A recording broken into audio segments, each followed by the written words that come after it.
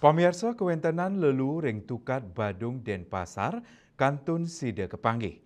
Sekadi seselah sani kelaksanayang ring widangan pemecutan kelot kantos pemogan, Kantun Kepanggih lelu ring jaring sani mepasang, sake wanten nenten dahat akeh.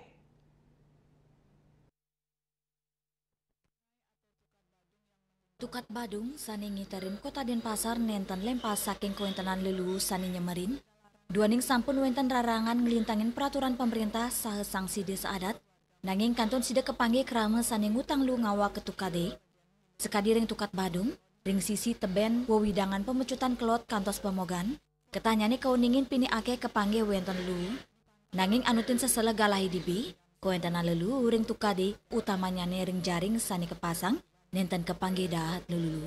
Kirangnya kewentenan lulu inucap ketarkayang sangkaning Kantun ngelintangin sase panes sani ngawinang Tukat Badung akidek nerima lelu kiriman. Duaning asa punika bages sani mempekatan miwa desa adat kapiang sida ngicenin penguruhan Majeng Kramane. Mangdane nenten ngutang lu ngawat sani sida nyemerin tur ngaonin pelemahan ritat kale pengerawas sase sabe.